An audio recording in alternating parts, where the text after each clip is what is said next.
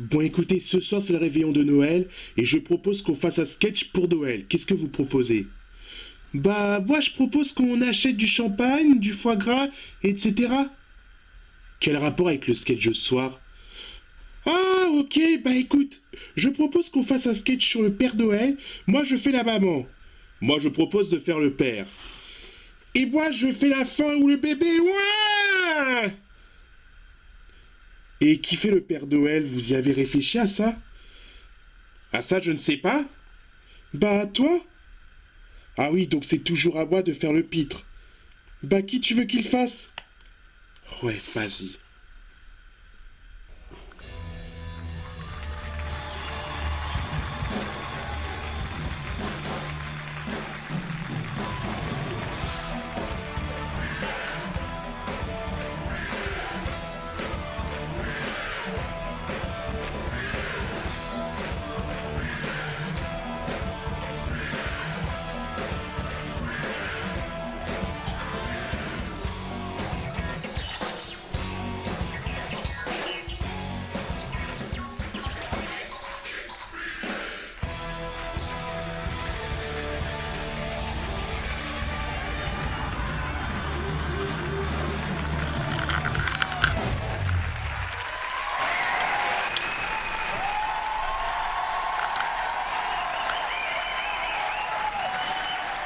Bonsoir tout le monde.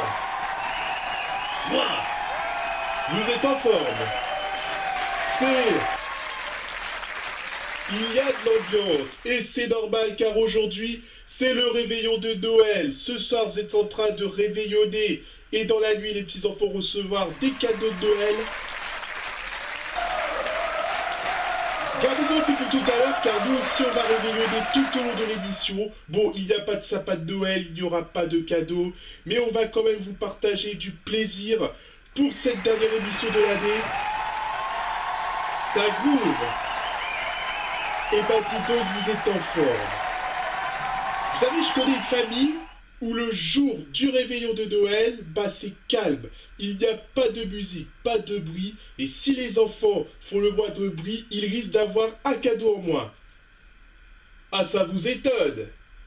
Et pourtant, c'est la réalité. Bon, j'ai un peu plombé l'ambiance, mais au moins, il y a moins de bruit.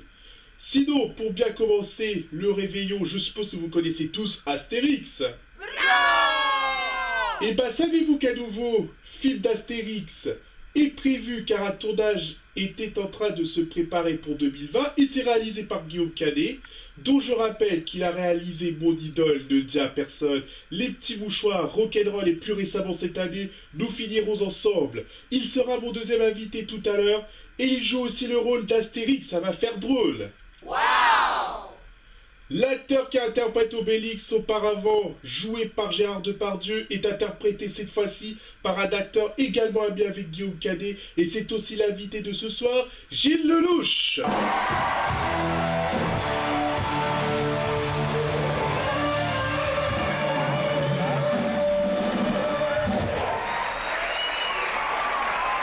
Bonsoir Gilles. Bonsoir Nagui.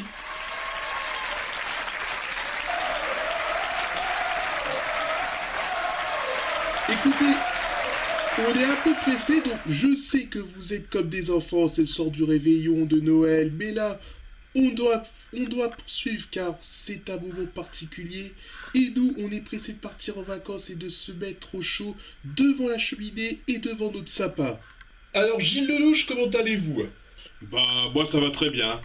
Alors comme ça, vous allez jouer le rôle de Obélix. Eh oui, je serai le gros Obélix. Ça fait bizarre de vous voir dans le rôle du Gaulois costaud alors que qu'on a l'habitude de vous voir dans d'autres rôles. Non, c'est insolite le choix de ce rôle. Oui mais bon, avec les répliques que j'aurai, on va sûrement me reconnaître. C'est Guillaume Canet qui a eu l'idée de vous donner le rôle? Bah oui, c'est un ami. Bah oui, je vois ça car vous avez joué dans pratiquement tous ces films. Non mais on s'entend bien ensemble. Sachant que vous vous êtes fait vraiment connaître dans son premier film Mon Idole. Pas exactement, car j'ai déjà eu des petits rôles dans d'autres films. Oui, mais vous vous êtes fait connaître dans son premier film. Oui et non, parce que je jouais quand même un petit rôle dans son film, sachant qu'auparavant, j'ai fait beaucoup de petits rôles. C'est à partir de 2010 que vous jouiez des grands rôles. Exactement, j'ai commencé vraiment à cartonner.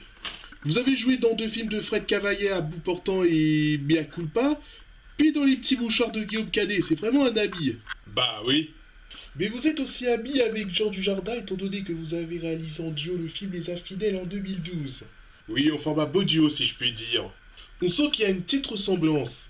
Oui, peut-être. Mais maintenant vous allez jouer le nouveau rôle d'Obélix, ça change un peu contrairement avec aux autres Astérix. Disons qu'il y a du renouveau. Mais qu'est-ce qui a poussé Guillaume Canet à faire Astérix? Parce que je ne sais pas, il a jusqu'à présent inventé des films. Je rappelle quand même qu'il a fait Ne le dire à personne, qui est la reprise d'un roman d'Arlan Coben.